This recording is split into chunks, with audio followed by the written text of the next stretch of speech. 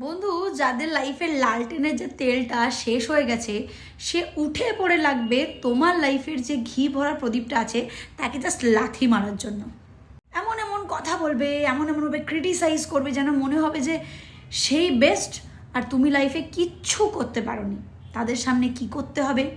তাদের সামনে হাসি খুশি থাকতে হবে, একদম ফুলে ফেপে থাকতে হবে, মাস্তিতে থাকতে হবে, মেকআপ করো, সাজো গোজো, ঘোরো ফেরো, এরমভাবে থাকো যেন তাদের যে লালটেনটা টিপ টিপ করে জ্বলছে না, সেটাও একেবারে নিভে যায় হিংসার জালে। বন্ধু, যদি হার্ট অ্যাটাক আসে না, তোমার আসবে, তুমি মরবে, তোমার পয়সা ধ্বংস হবে বা তোমার পরিবারের পয়সা ধ্বংস হবে, তোমার পরিবারের লোক কাউকে হারাবে।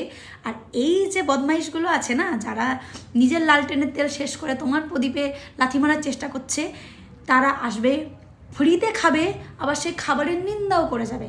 তাই তাদের কথাবার্তায় অতটা কান দিয়ে লাভ নেই। তাই নিজের কর্ম নিজে করে যাও, যারা জ্বলছে তাদেরকে আরও বেশি জ্বালাও, নিজের থোবড়াটাকে একটু ঠিকঠাক রাখো আর লাইফে অ্যাশ করো।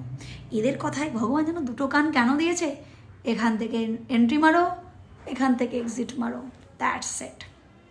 লাইফে যেটা মনে হবে এখান থেকে ঠিক করছো, ব্যাস ঠিক করছো। নিজের যে ঘিয়ের প্রদীপটা আছে, যেটা দেখে অন্য লোকে জ্বলছে, সেটাকে ঠিকঠাক রাখতে হবে তো, নাকি?